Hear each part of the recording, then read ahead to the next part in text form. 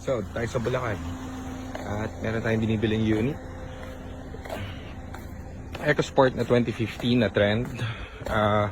Kasi may nakita tayong mga issue nito sa sasakyan.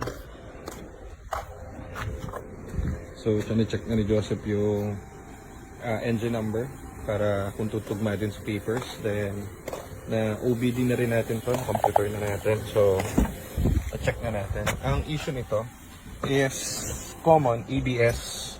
Ang problem ay, ayun o, nilagyan nila ng tape yung EBS para hindi makita.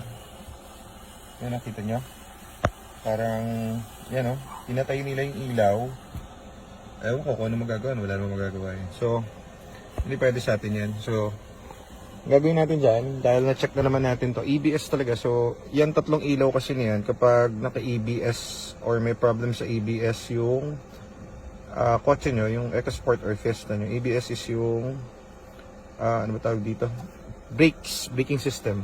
Yung tatlong yung nakailaw, yung skid, yung EBS, pati yung handbrake. Kaya, siguro ayaw nung nagda-drive ng may umiilaw dun sa, pinatapalan niya. So, ang pangit to. So, it's either bibili natin ng gantong bago or kayang matanggal yan, yung block na nilagay na yan. Then, gagawin natin yung EBS nito. Kasi hindi pwedeng hindi gagawin yun dahil importante sa kotse yun. Lahat ng EcoSport natin kasi pinapagawa natin yan yung EBS system kapag may problem. So, hindi pwedeng ganun lang yan na tatagpian lang. So, yan. Lumabas dun sa OBD scan nito is EBS talaga. So, yung buong module. So, ayan, check ni Joseph yung mga engine at chassis number kasi binabayaran natin ito. Tapos, uwi na natin to. Pero may dadaanan pa tayong isa sa, dito rin sa Bulacan, isang EcoBoost din.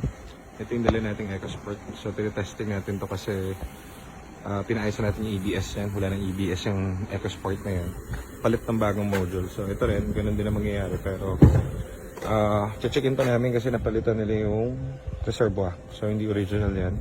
China. So, either palitan natin yan or titingnan natin kung goods naman yan. Kung hindi mag-overheat at walang issue.